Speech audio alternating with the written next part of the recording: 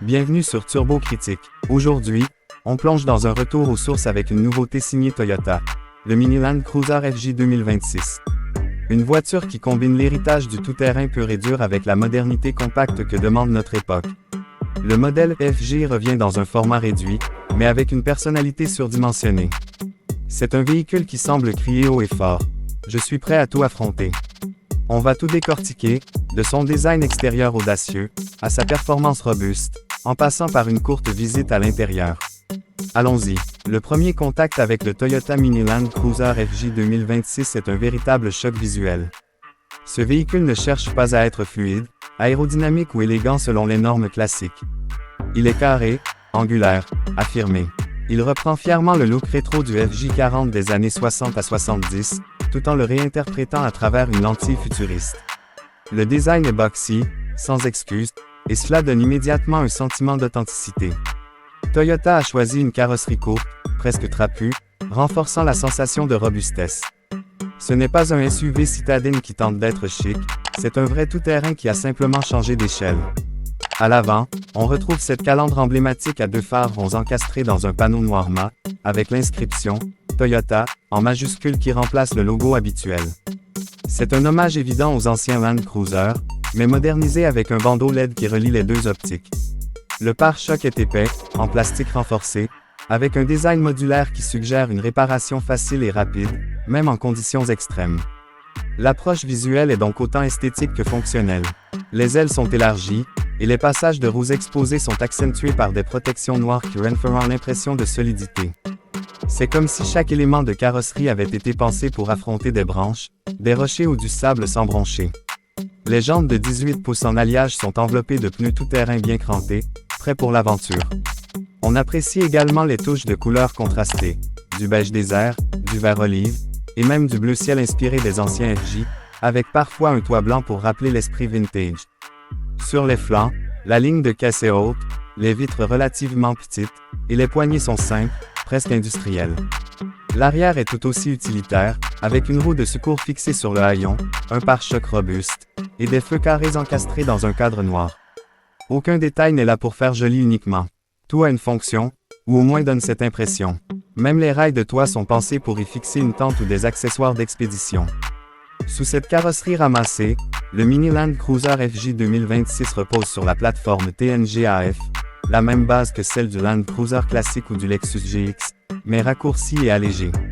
Cela signifie qu'il s'agit d'un vrai 4x4, avec châssis échelle, boîte de transfert, et un système de transmission intégrale permanente. Rien à voir avec les SUV modernes à traction avant qui se déguisent en baroudeurs. Ici, Toyota a voulu préserver l'ADN de son icône, même à l'échelle compacte. Sous le capot, on retrouve un moteur 4 cylindres turbo 2.4 litres, le même que dans le Tacoma ou le Land Cruiser Prado, mais avec une cartographie spécifique. Il développe environ 270 chevaux, avec un couple d'environ 430 Nm. Ce moteur est associé à une boîte automatique à 8 rapports, et un système de gestion électronique de terrain multi-terrain select. Ce n'est pas un véhicule de vitesse, mais de maîtrise. Sur route, il tient le rythme avec facilité, mais c'est dans la boue, sur la neige, dans les cailloux qu'il s'exprime vraiment. L'angle d'attaque dépasse les 40 degrés, et l'angle de fuite est aussi généreux. La garde au sol est impressionnante pour un véhicule de cette taille, dépassant les 21 cm. On retrouve des plaques de protection sous la caisse, un différentiel central verrouillable, et des modes spécifiques pour le sable, les roches, ou la descente en pente raide. C'est un vrai outil d'aventure, dans un format qui permet d'aller dans des endroits où un gros SUV ne passe pas. Sur la route, la conduite reste ferme. C'est normal, la suspension est calibrée pour le tout-terrain. Mais l'insonorisation est bonne, la direction précise, et les freins répondent bien. Le centre de gravité plus bas que sur un Land Cruiser classique donne une meilleure agilité. On sent que Toyota a travaillé pour faire de ce petit baroudeur une machine à plaisir, sans être rustique. Même sur l'autoroute, il reste stable, malgré sa forme peu aérodynamique. Et à l'intérieur, là encore, on retrouve un équilibre entre robustesse et modernité. L'habitacle est simple mais solide. Pas de fioritures inutiles. La planche de bord est droite, avec des boutons physiques, des molettes faciles à utiliser avec des gants, et une disposition claire. L'écran central de 8 ou 12 pouces selon la finition permet l'accès à l'infodivertissement Toyota avec Apple CarPlay et Android Auto sans fil. Le combiné d'instruments est mi-numérique, mi-analogique, ce qui offre une bonne lisibilité sans dépendre uniquement des écrans. Les matériaux sont faits pour durer. Plastique rigide, insert métallique, sellerie en tissu hydrofuge ou en cuir synthétique selon les versions. Tout est lavable, résistant. Les sièges sont confortables, avec un bon maintien latéral, et assez d'espace à l'avant comme à l'arrière malgré le gabarit compact. Le coffre n'est pas immense, mais modulable grâce aux banquettes rabattables en 60/40e. Et surtout, il y a plein de petits rangements intelligents, des crochets, des filets, et même une prise 220V dans certaines versions. Toyota propose aussi quelques technologies modernes, comme le régulateur adaptatif, le freinage d'urgence automatique, le maintien dans la voie, et les caméras 360 degrés. C'est rassurant sur route, et encore plus utile quand on manœuvre dans un terrain difficile. On sent que l'ensemble est pensé pour durer 20 ans et plus, même dans les pires conditions. C'est du Toyota dans l'âme. Fiable, simple, pratique. Ce qui rend ce Mini Land Cruiser FJ 2026 si unique, c'est qu'il est un des rares véhicules à allier design rétro, compacité, capacité tout-terrain authentique, et praticité au quotidien. Il ne cherche pas à plaire à tout le monde, mais il vise juste. Il parlera aux passionnés, aux aventuriers, à ceux qui veulent un vrai 4x4 sans avoir besoin d'un véhicule gigantesque. Il évoque une époque où la voiture était un compagnon d'aventure, pas juste un moyen de transport.